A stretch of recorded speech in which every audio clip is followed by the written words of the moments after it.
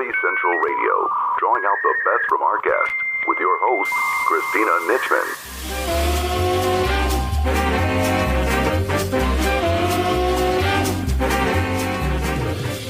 This is your host, Christina Nitchman. Each week, Savvy runs weekly broadcasts providing entrepreneurs and successful individuals a platform to express their dreams, hopes, lessons learned, expertise, and wisdom with the world. We start our show today with journalist Scott Stevens, who shares his candid journey from alcoholism to recovery and reveals little-known facts about alcoholism and alcohol.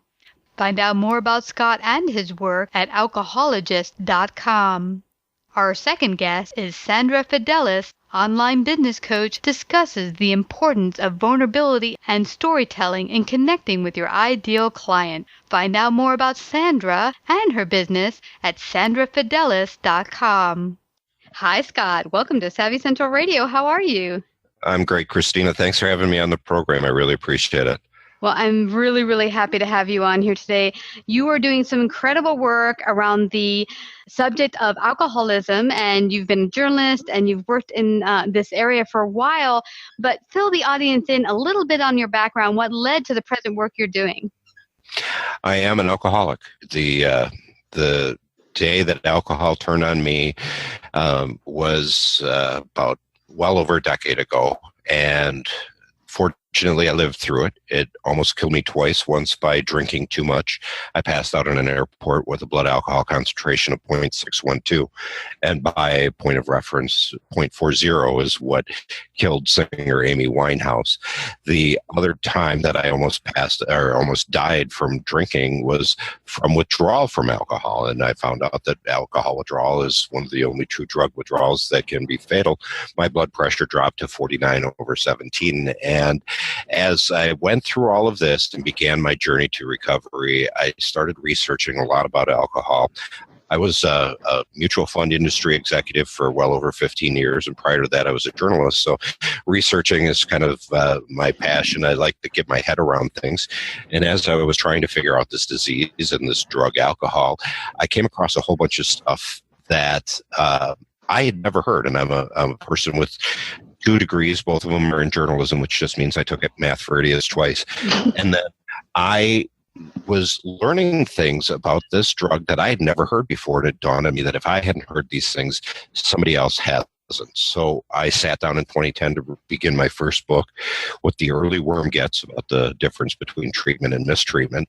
Followed that a couple years later with my second book, Every Silver Lining Has a Cloud, which is about relapse and recovery. And the third book I wrote just came out last summer. It was launched at the Real Recovery Film Festival in San Francisco, California. And that book is called Adding Fire to the Fuel. It's about the stigma of alcohol use disorders and the disease of alcoholism. And in the meantime, I've worked with various portions of the treatment industry. Presently, I'm working with addictedminds.com, which is a treatment provider directory, as their public relations director. And it's more than just a treatment provider directory. It also has a lot of useful information that people can learn about treatment facilities, why to get treatment, and more about the disease of alcoholism. So in addition to my 3 books, I also have my website, which is alcohologist.com, alcohologist.com, where I've put together a series of videos and a lot of my reporting on alcohol and health. And as I was putting together 72 videos now, I decided to launch the Alcohology app for Android, where a person who might be questioning their alcohol use can get some accurate, evidence-based information on what alcohol is doing to them, rather than the wishful thinking of what they believe it's doing for them. And this is so pertinent in our society. I recall being in my 20s and going to work, after the weekend, you come in on a Monday and everyone's talking about what fun partying they had and how many drinks they poured down. And then they said, I spent the rest of Sunday with my head in the toilet, but wasn't that fun? And I remember thinking, gee, is this idea fun? Why are we doing this? Yeah. Reminds me of the joke from Animal House, fat, drunk, and stupid is no way to go through life. But, everybody goes through that phase. And it is a rite of passage in this country. I'm not going to be the guy who says don't do it. What I am is the guy who says, hey, if this is a drug of choice for you, know what you're putting into your body, because this is a toxin and a known carcinogen, even in moderate amounts. So there is a love affair in America with alcohol. It is part of everyday life here. And as I said, I'm not going to be the guy to tell you not to drink, but I'm going to caution you that there's a whole body of evidence out there that says this is sobriety is a better thing to have than to lack. And why is alcohol and alcoholism so insidious? Because I know a good many of my friends, and I told you before the interview that a good many people in my family have struggled with alcoholism. Mm-hmm. How is it that it's so hard to even realize that you have it? This is the only disease that will convince you don't have it, because it works on the mind from the outside in. So it works through your intellect to convince you that, hey, I'm fine, or it's not that bad, or I can quit anytime. These are the portions of denial, as they speak in Alcoholics Anonymous and any treatment program that we have to break through with an alcoholic. But Christina, your family is not alone. There isn't a family in the U.S. that hasn't been impacted by a family member's alcohol use. And it's not always going to be the legal consequences. We have a huge focus for the past 3 decades on drinking and driving, but there are so many other consequences, health and work-wise, that the family is going to be right there at ground zero when alcohol turns on an individual. It always will. Yeah, I can completely see that. And it reminds me, early 20s, we had smoking in offices. I don't remember if you had that in your offices early on in the 80s. And they said, well, smokers are like, it's my lungs, I should be able to smoke. And interestingly, there was a lot of research that came out that said, this isn't safe. In fact, it's more unsafe for the people around you than even the person taking in the smoke. And yeah, go on. This is one of the things that I've been talking about for the past 2 years is the alcohol industry can look at where the smoking industry is now and see where they're going to be in 10 years. Because now there's a sea change about us where people are beginning to realize that alcohol is a toxin, it's a carcinogen, and the health consequences aren't just for the person with the disease of alcoholism. It is a family disease for 1, it is a productivity killer for 2, and it's a personal killer for 3. And well, I personally must admit, I do love wine sometimes. Is there any safe amount to drink in alcohol, or would you just suggest that really for health reasons to stay away from it completely? Well, I won't do the talking. I will let the studies do the talking. And studies saying there is no safe amount of alcohol. There was a recommendation from the CDC that says women of childbearing age should not drink alcohol unless they're using contraception because of the risk to the fetus is so great.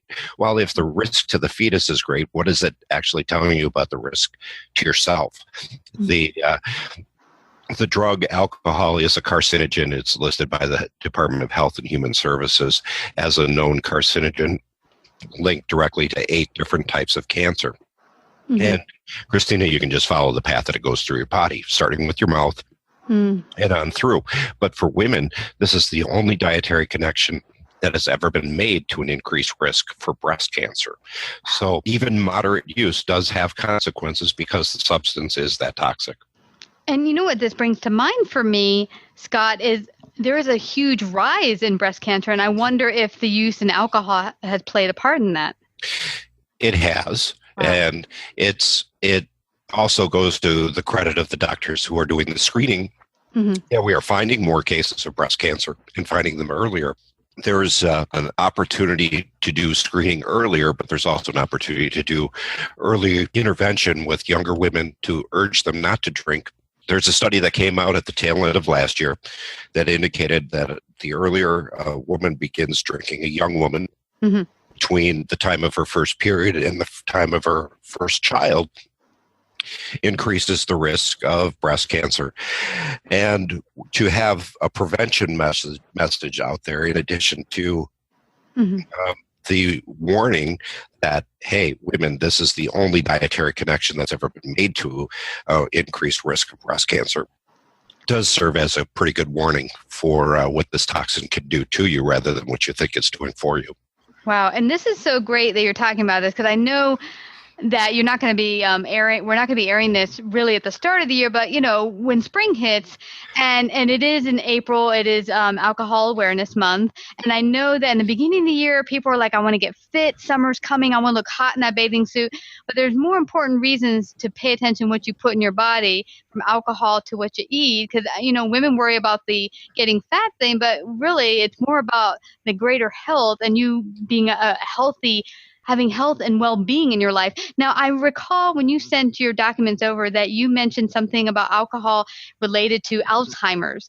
There's been studies on that, because that's big. There's a lot more people coming out with that. Share a little bit about that. Alcohol does increase the risk of early onset Alzheimer's disease, particularly in men, but across both genders. Early onset Alzheimer's being onset before age 60. So a lot of the things that I talk about today are going to be, the more you drink, the more the risk. So you can be a moderate drinker and increase your risk, or you can be a heavy drinker, person with the disease of alcoholism, and the risk skyrockets. So this is a drug that, going back prior to my lifetime, they discovered that it causes an atrophy of the brain. So that there's going to be a structural change to the brain, and that's going to affect brain function. And in the case of Alzheimer's and dementia, there's a very real risk related to alcohol consumption. Mm-hmm. And I just heard you say a key word several times during our interview, and that is drug. That straight up alcohol is a drug. Now, there are drugs on the market that actually heal the body from certain ailments and such, or help the body heal, but this is not one of them. Right. When we think about drugs, we think about heroin, and we have a heroin epidemic in the United States, and it's pretty tragic. But we also have an alcohol pandemic, because alcohol, when we talk about alcohol and drug abuse, it's not that alcohol isn't a drug. It's just there's not a whole lot of recognition out there that this is actually a drug, because we can buy it in aisle 6 of the grocery store or down at the convenience store on the corner. So that easy access to this kind of glosses over the fact that this is our most lethal drug and the third leading cause of death and illness in the United States. Wow, this is really incredible for me, because we had a guest on a while back that talked about the overuse and overconsumption of pharmaceuticals, which are, of course, drugs in this country, where you go to the doctor and you think, hey, it's safe. The doctor gave it to me, so I can pop as many as I want of these puppies. Because, generally we go to the doctor and they'll give us like 60 to 90 pills. Now, he wasn't meaning that you have to take them all the time. Right. As you need them, you take them. So I think it's interesting. I think this plays a part in our psychology on why we think it's okay also to drink, because, hey, we can get it at the local supermarket. So hence we give ourselves the rationality that this is something safe. Right. The access we have to alcohol as a drug can go to any store and pick up, you can pick up a very toxic liter of carcinogen. Yeah, and you said that several times. You mentioned the tie to breast cancer, but you also keep saying carcinogen. So we can note here that this doesn't just lead to possibly breast cancer, but to a number of different cancers. It is a leading cause, number 2 cause of oral cancers in the United States, and anything with the mouth cavity. That would be tongue and pharynx, larynx, and then into the esophagus as well. Stomach cancer, of course. Yes. Liver cancer, as you'd expect. Yeah. And pancreatic cancer, one of the most lethal types of cancer, is also connected to alcohol consumption. Wow. That's incredible. Wow. So what would you say for anyone out there who's like, well, I don't have a problem. I'm not falling over in the street with a bag, a paper bag like a homeless person. I'm so not an alcoholic. How do they start to get a handle? Do I have a problem or not with alcohol? If you're asking yourself if you have a problem with alcohol, you probably do.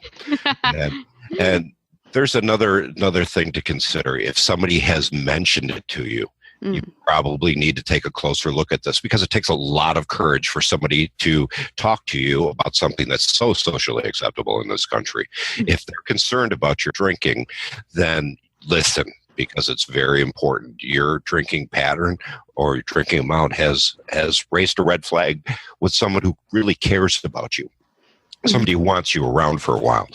So the problem drinking is really not evident. It's not going to be evident to the person who is doing the drinking, but it'll be evident to the people around them, whether they're coworkers, family members, or friends. Mm-hmm. Yeah. And I know I recall myself having conversations with close family or friends on this subject, and it wasn't taken very well. Do you have any advice for a family member, husband, wife, dealing with alcoholism in their family or very close partnership where they can bring it to them in a loving way that could be acceptable more to the person dealing with it? This ties into your last question as well as the current one. There is so much stigma around the disease of alcoholism because we think this is a dirty word. This is the leprosy of the 21st century. Back at biblical times, what we did with lepers is we ran them out of town because there was something wrong with them. And that's what we do with alcoholics. And where we need to approach anybody with the disease of alcoholism with a lot of kindness. If I told you I had cancer, you'd be at my doorstep with a casserole. If I told you I had alcoholism, you'd be like, oh, we're not going to talk to Scott this week. So take that stigma away from the disease of alcoholism. Look at it not as a bad person, but a person with a bad disease. And when you're having these discussions with anybody to approach their drinking, whether it's the frequency or amount, is don't do it when they're inebriated. When they're intoxicated, that they're the hardest to reach. Every one of us alcoholics has a moment of lucidity at some point along the line. Look for those opportunities, and when you bring it to them, bring it to their attention with love and kindness and compassion, the willingness to help, to do anything, because it is a treatable disease, just like cancer and any other progressive chronic fatal disease. There is treatment. There's no cure, but boy, we can get you well again. But let's figure out what that's going to take. And it's interesting that you mentioned stigma, because on one hand, I see all up and down Facebook, all these jokes about, oh, you had a tough day, go get yourself a bunch of wine and stuff.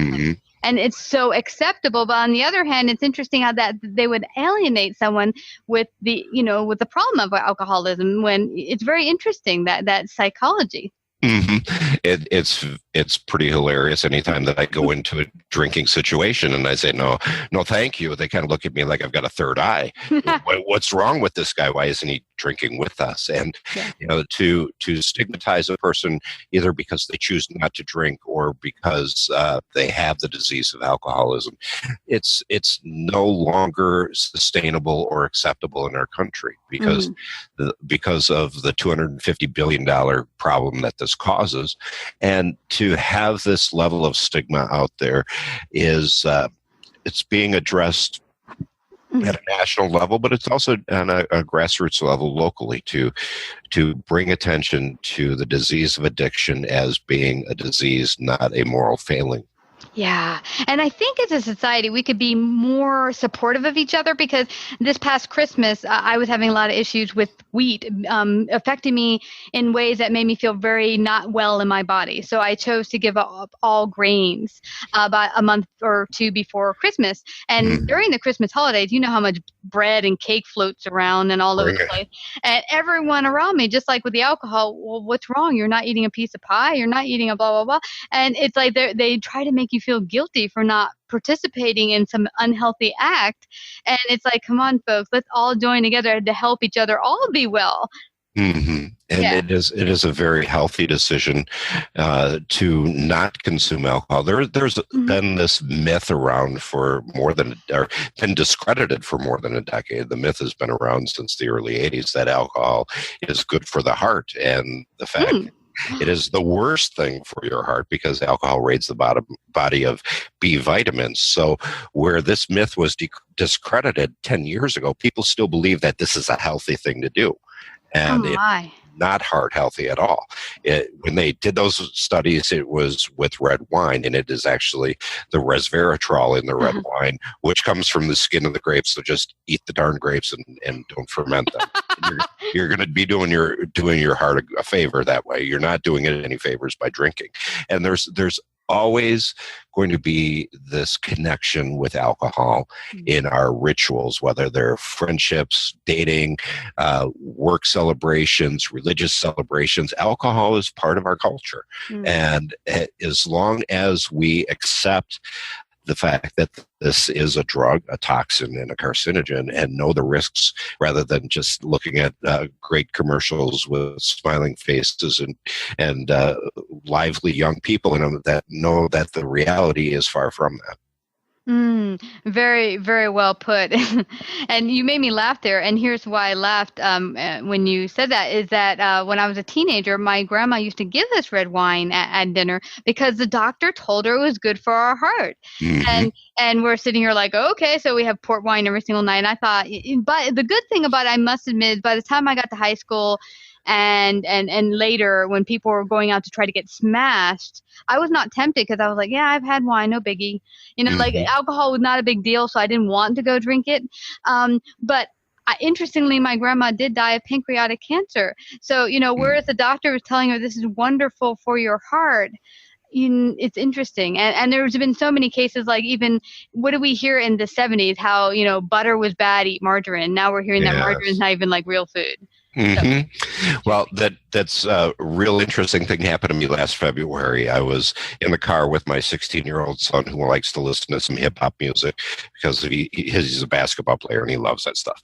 So he changes my radio station and I hear a commercial from a doctor saying, wine, women, and health, why alcohol is good for your heart. I heard this advertised on the radio for a symposium that was being held in Rockford, Illinois. I darn near stood on the brakes. I said, what did that guy say? And it turns out he was a doctor for the University of Illinois medical system.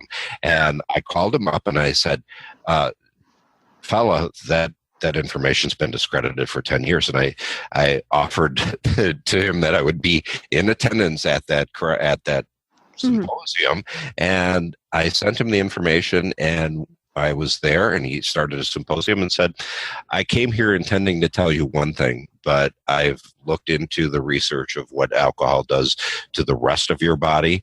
And even if the jury is out on alcohol in your heart, which it isn't, there is so much danger to the rest of your body in terms of cancer, in terms of dementia, and in terms of changes to your DNA that I can't recommend this as a physician. So the myth is still out there today that there is some health benefit, and there never was a health benefit to drinking alcohol. Wow. And this is really telling for me because here he's trying to save face by not truly admitting he was wrong. And I think I even heard Dr. Oz a couple years back saying, girls, have that one glass of wine. It's fine as long as it's not more than one or two glasses. Well, I'm so glad that you're informing us different and we're getting the scoop on what's really going on with alcohol. Now, for people who are dealing with getting past it and dropping the drinking, what are some good ways of treatment, and what have you witnessed as some non-good treatment options? Coerced treatment is a epic failure. If you force someone into treatment, the outcomes are not good. There's this notion that you can lead a horse to water, but you can't make them drink, but you can make them thirsty. Well, you can't make them thirsty by drowning them in it. So the idea of coerced treatment is a failure. It's a lifetime change. I went to treatment for my alcoholism, but I have to be mindful of this disease every day because any drink that I take, because this is a progressive disease, I'm not picking up where I left off. I'm picking up where I would be had I never stopped. And for me, for a guy who almost died at 0.612, the prognosis isn't very good. So I have to be mindful of my disease every day, just like a diabetic would with insulin, just like a coronary patient would have to be with diet and cholesterol. This is a life change that they need to make. So treatment is not 28 days. That's a good start. There are all sorts of treatment modalities, whether it's 12-step oriented, CBT, which is cognitive behavioral therapy. There are a number of different approaches, and they're all great as long as the alcoholic is engaged with this, is ready to make this lifestyle change and commitment for a lifetime, and B, there's follow-up. As I work with addicted minds, there are a lot of treatment facilities that are engaging recovery coaches to, after that 28 days, continue your engagement with a healthy individual who is going to have your six, watch your blind spots, call you on your BS, to make sure that you're sticking with this program rather than riding some pink cloud out of treatment after 28 days thinking, hey, I'm cured. Wow. You said something there that got my attention. You said that if you jumped on the wagon again, you would be where you left off. Does your body translate when you drink that you're more further ahead? I mean, does it take the impact of alcohol like greater? Your one glass equal 10 glasses or something? How does that work? It's a progressive disease, and what that means is that it's not picking up where I left off. It's picking up where I would be had I never stopped drinking. So my disease, if I was to pick up, my drink of choice was Jack Daniels. Most of the time I didn't bother with the ice or the glass. I just necked it out of the bottle. That was a low bottom drunk who was working in a corner office in the financial services industry.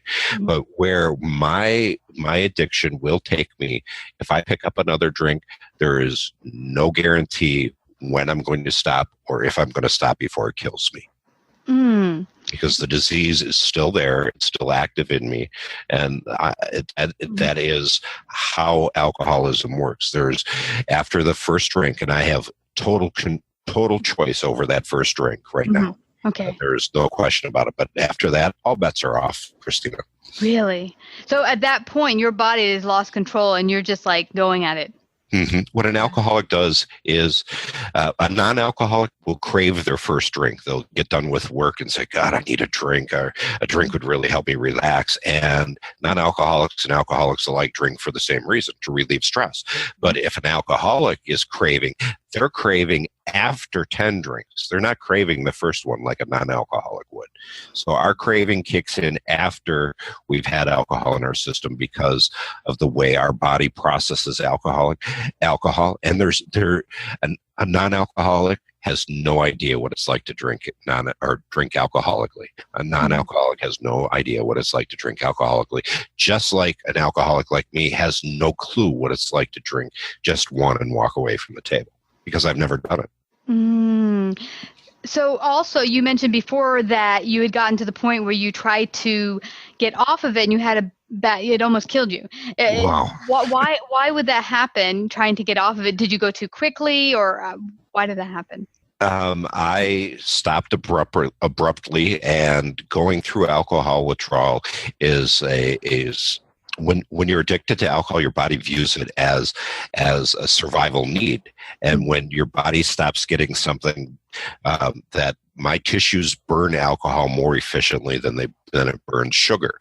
So this was a survival need for my body. My body began to shut down because I wasn't getting the fuel I needed.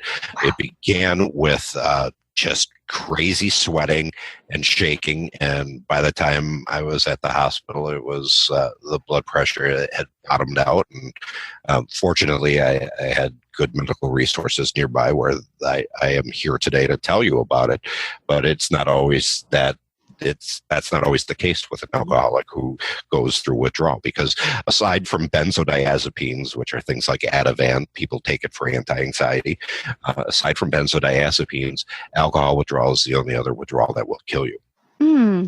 Wow. So I had no idea that the body would just pan out like that, because it actually needs the alcohol at this point. It gets to the point where it actually needs it. So this is a great thing for the audience to hear, because if you think, okay, there's someone in my family or my partner and he's just not choosing to stop his alcoholism, it's not that simple. The body now controls him, and the body actually needs it.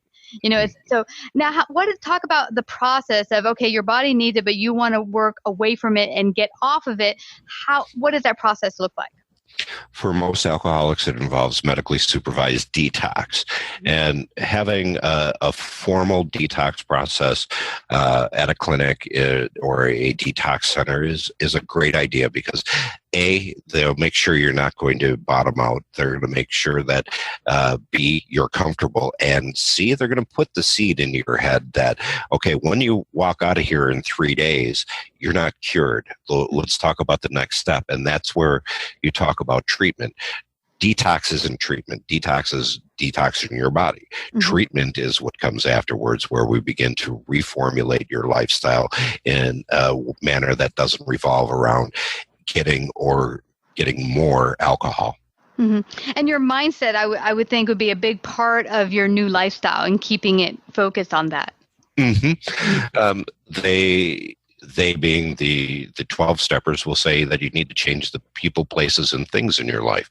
But you also need to change how you manage stress. And stress is a number one cause of relapse. There are things in my second book, I talk about grief, forgiveness, guilt, and shame as being 4 key stressors that lead to relapse. And so you may change your people, places, and things, but until you learn how to cope with other things, not using alcohol as the drug to mask them, but instead building a tool set to face these things head on, you're going to have a challenge.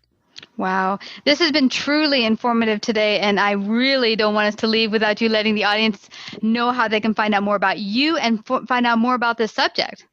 They can find out more about me. I'm on Facebook. I'm also on LinkedIn at Alcohol Author. My website is alcohologist.com, alcohologist.com. The Alcohology app is available for Android.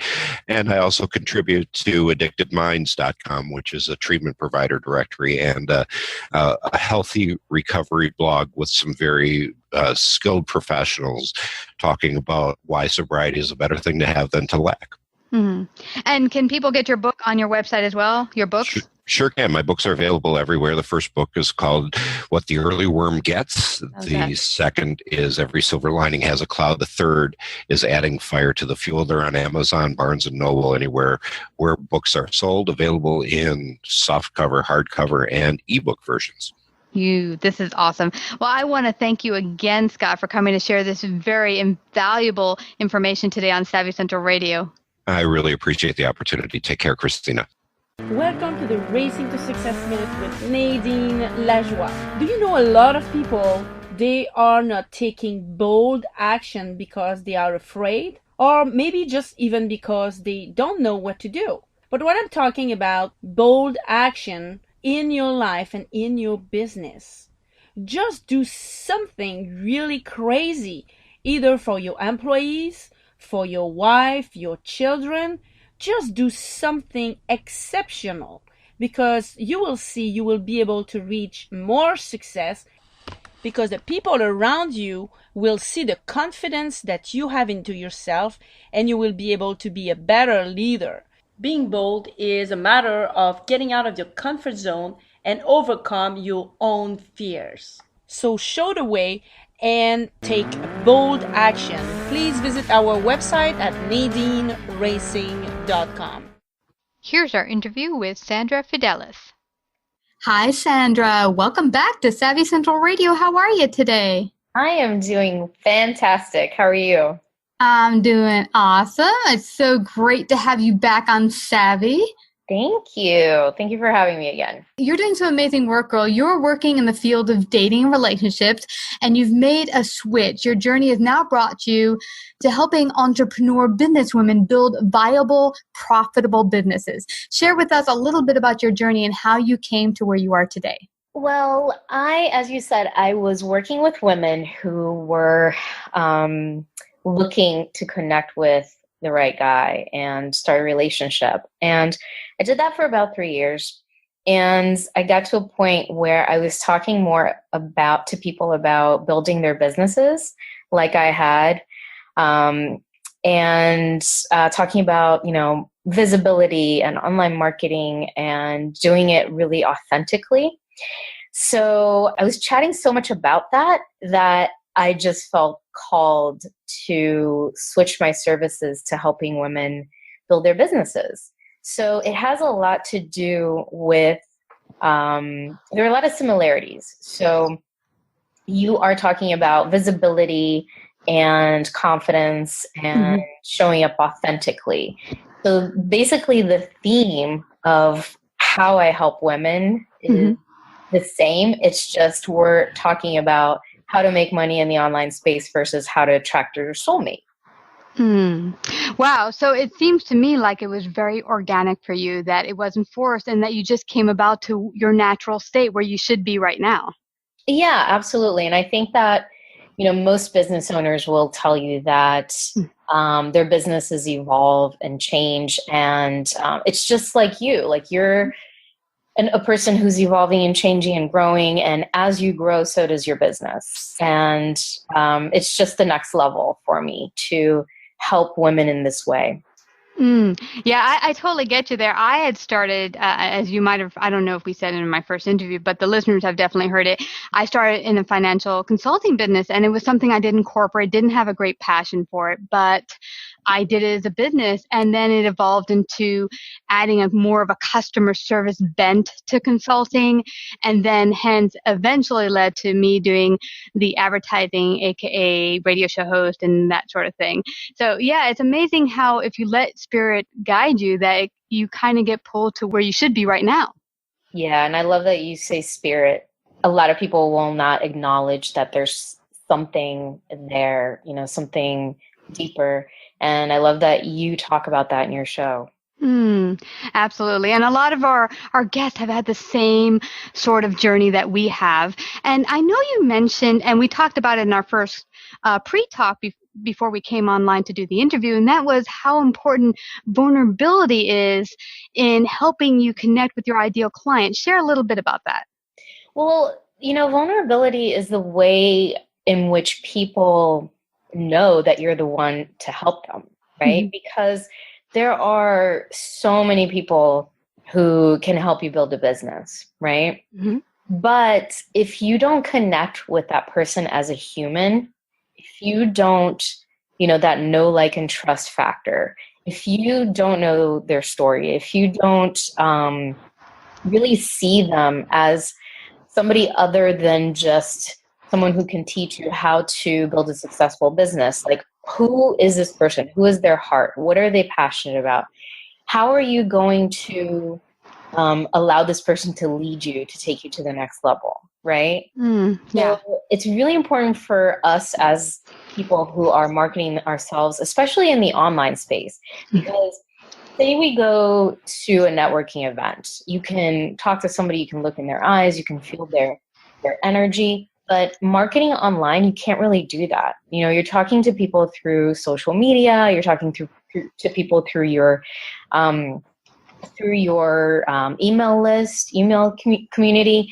And how else are people going to know who you really are, right? And what you can really bring to them on a deeper level versus just, marketing, step-by-step marketing guidance that you're going to give them. People want to connect with you as a human first. So in order to do that, you need to get vulnerable. You need to let people know who you are. And that can be really tricky sometimes, especially if you're just starting out. Because, if you're like me, like, for example, I came from the corporate world, right? So coming from the corporate world where I was, going to meetings, using words such as spearhead, and, talking to people about, like, high-level corporate stuff and using corporate jargon, it was tough for me to switch from that and be visible online as a dating coach. It was really uncomfortable in the beginning because I felt like people were going to judge me. I felt like they were going to, especially people who I was, my colleagues. I felt like I would be judged by them, that what I was doing was just, it wasn't understood by them. So for me to be vulnerable at that stage in my business was really tough. And I think that that's something that people really struggle with in the beginning. of building their business, but it's essential because that's really how your ideal client is going to know that you're the right person to help them. And you're so right about that, Sandra. I worked for many years in the corporate world, and it's really a world in which you're not allowed to reveal your weaknesses, your vulnerabilities. You're supposed to be Superman, Superman, Wonder Woman, that type of thing. And now here you are launching your own business, and how do you get vulnerable? Where's the line to too much vulnerability versus I can do the job and you can trust me to do the job and I'm capable? Is it through storytelling that you build that vulnerability? How do you go about doing that as a business owner? Absolutely. I think that whenever you are writing or, doing an interview or sharing what you do, you have to let people know your journey. You have to let people know your struggles too, right? Because people want to connect with that. They want to know, like, okay, can I trust you to get me from where I am now to where I'd like to be? And have you gone through that yourself? And how did you do it? So yeah, through storytelling, on social media, through blogs, guest blogging, interviews, all of that is a place where you should be sharing yourself with your ideal client and letting them know, hey, I may be a couple of steps ahead of you, but it took me this long to get there, and this is how I did it, and it wasn't easy. And guess what? If I can do it, you can do it too. So yeah, and you build that through your storytelling. You build that connection through storytelling. That's so telling, because early on, when I first started my business back in corporate, I had started a blog that was about all of my mistakes in the business world, and then I started to bring that into my my business. I started to talk about the mistakes I was making on a daily basis and what was I learning from those mistakes. And some of the people that I know very well read it and thought, "Are you nuts? You'll never ever get a client if you do that." And actually, that wasn't the case. I got more people pulled over to me because they're like, "Oh, yeah, I've done that." They could relate.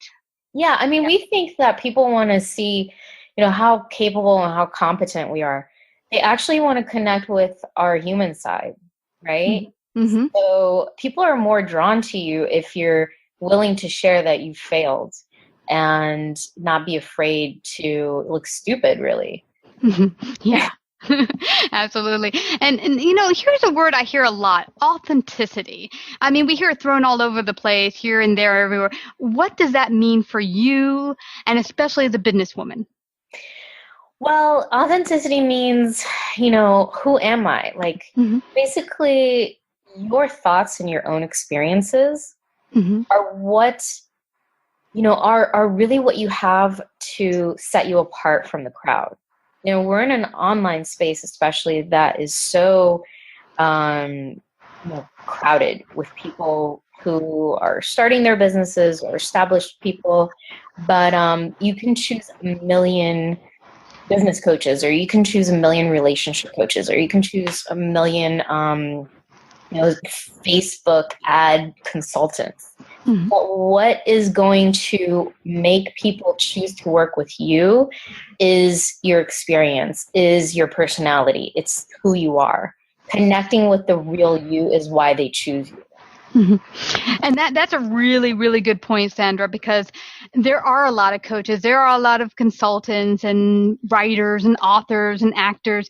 But the thing is, there's only one person who can do it the way you do it. And there's people out there who need just what you have to offer, and trying to be someone else who you're not, it's just not going to serve you, and it's not going to serve the people you need to reach. And people feel it. Yeah, right? They definitely do when you're not being real. They definitely feel it. And so, it's, I think the quicker you find your voice, right, and you get down to the core of who you are and why you're doing this and who you serve and, what really turns you on about, working with these people, helping them, and how that relates to your own story, right? The faster you're going to be able to attract more of those people to you. Yeah, absolutely. And I think the thing that, I think new business owners run into that's a little scary and to be careful of, and I did this in the beginning, which was you're so scared of not looking like the perfect professional, absolutely perfect in all areas, that you put on a pretend false persona that you think people will be more attracted to. And as you just said, people can feel when you're not being real. Right. So why is it so important? Now, we've talked about some of the reasons why it's important to drop false personas, but if you feel that you haven't connected with who you really are and you've just started your business, you've been so wrapped up in say, the corporate world, how do you get in touch with who your real persona even is? Well, there are many ways to do that. I mean, one is to really do some inner work, sit down and write, the story of your life, right? Mm-hmm. Like what is it? What are the steps that you've taken in your life to get to where you are today? What do you value? Like what is your ultimate goal for your life, for your business, for the people that you're here to serve? Right. Mm-hmm. Another way is to have a mentor help you. Yeah. Right. Because sometimes we can't really see ourselves, and working with my own mentor was like amazing in helping me see things that I hadn't seen myself. Right. Because it's a mirror that's being held up to you.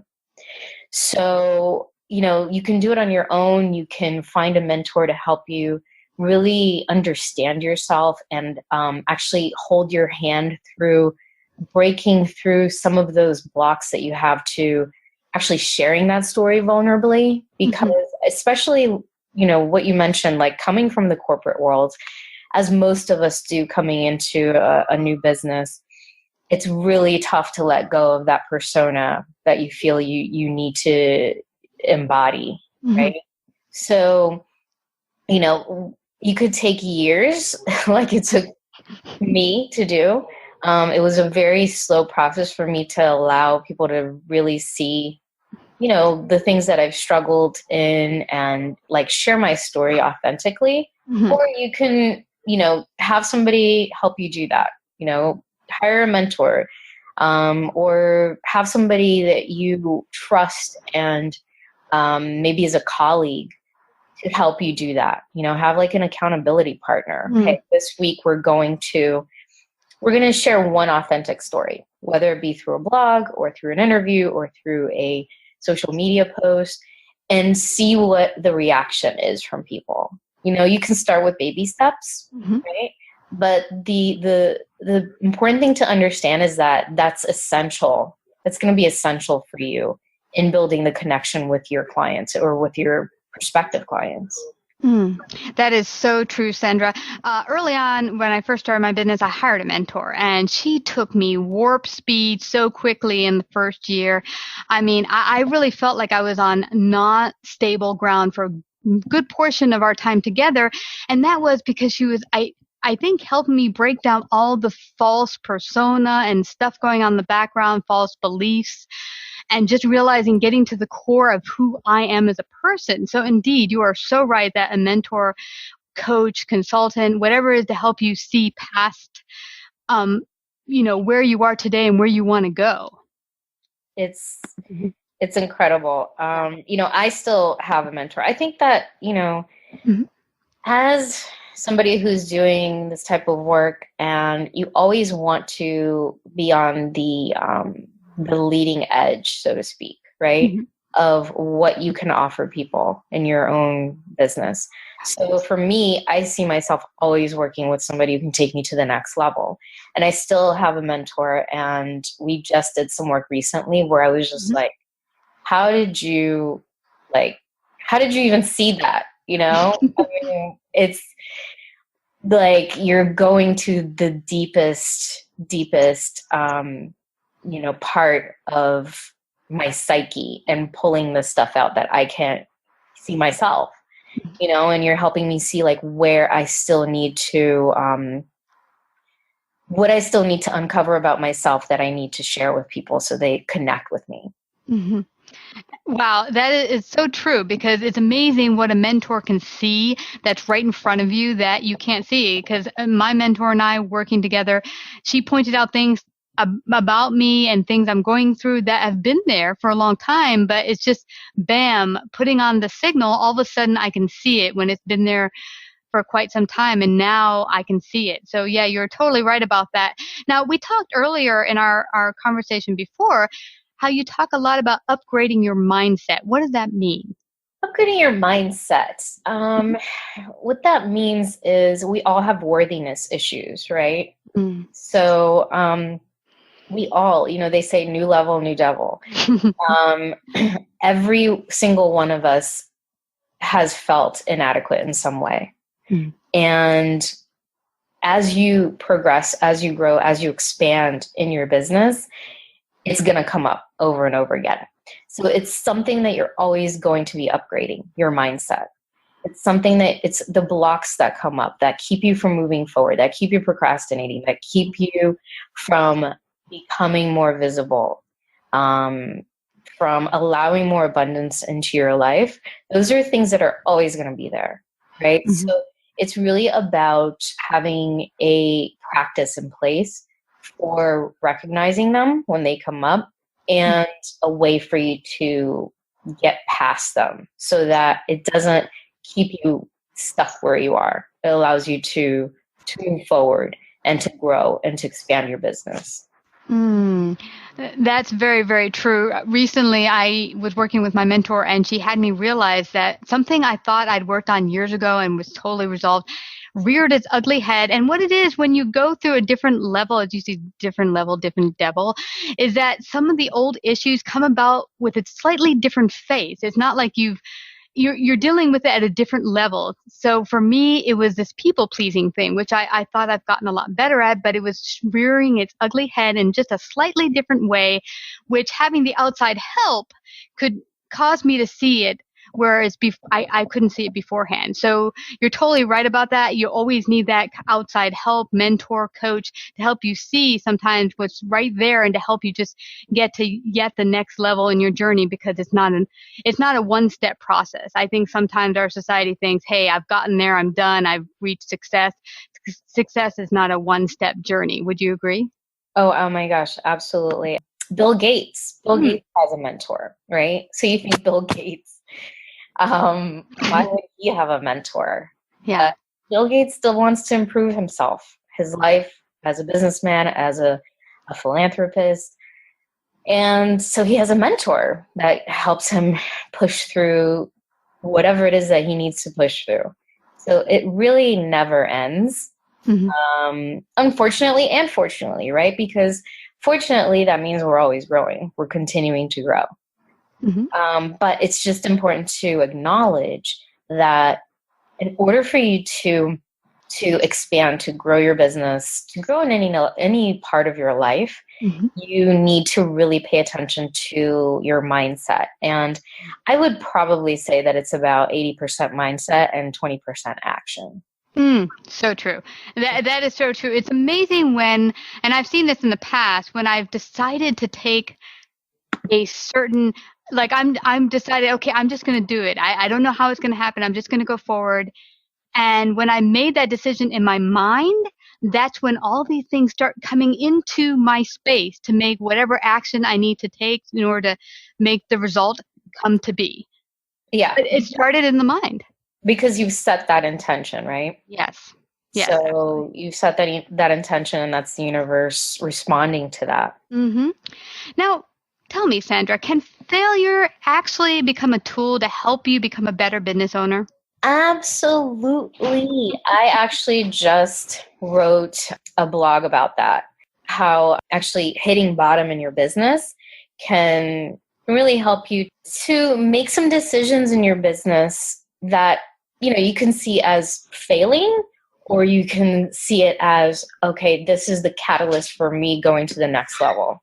Well, tell us one thing that happened for you that was as you thought, a failure, but something you took and used as a tool to make your business better.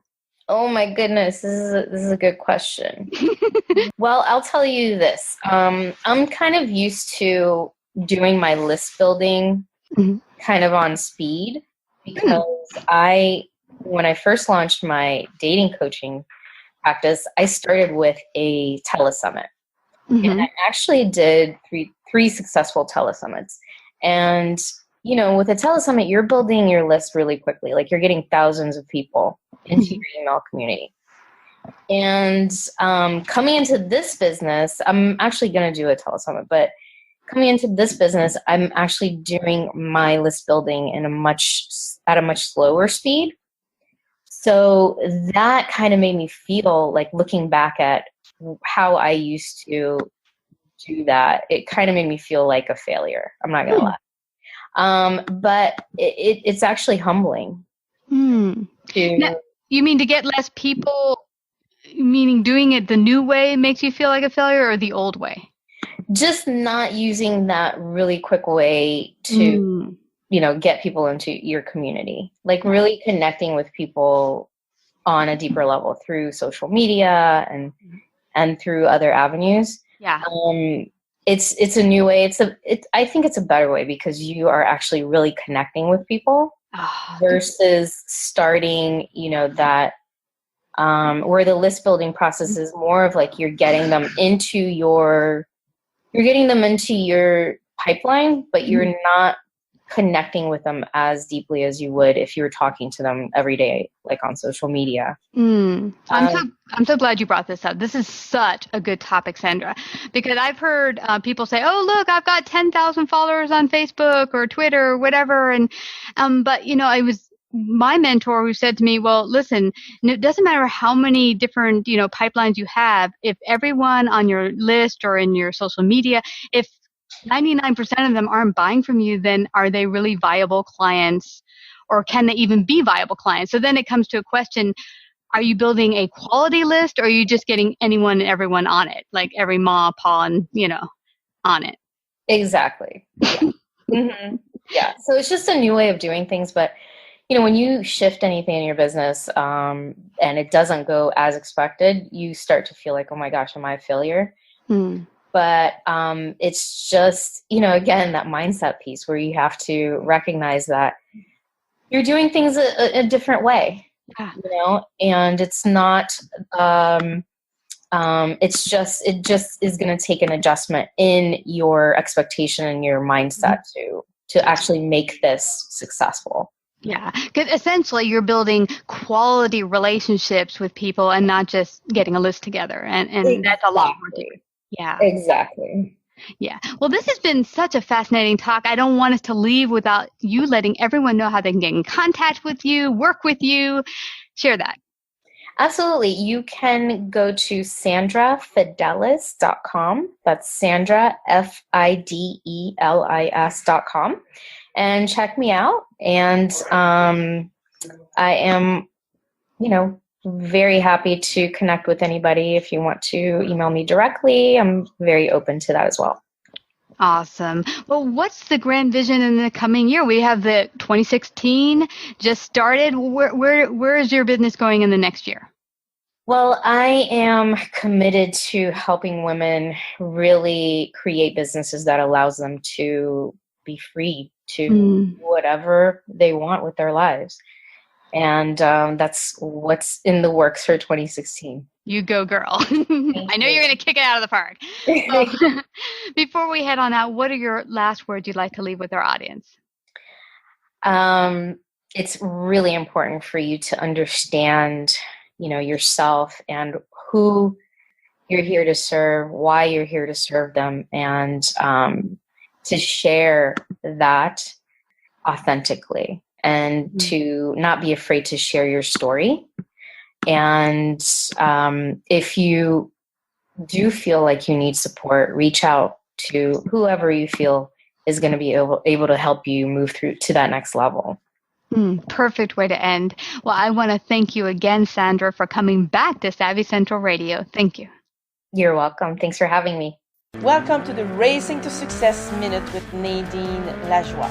Dealing with criticism. Do you have a lot of naysayers around you? A lot of people who are just critique you for everything and for anything? It's part of life. So the only way to deal with that is to take the critic. Just be sure in yourself if it fits, or if you can improve, or if you can learn from it. If you cannot learn, just don't listen to them. Don't listen to the people around you who are giving you bad advice, bad critics, because it's not good for you and it will stop you to realize your dream, and you will not be able to achieve the success that you deserve. When I wanted to be a motorcycle racer, everybody critiqued me, and if I would have listened to them, I would not be where I am right now. This is Nadine at NadineRacing.com.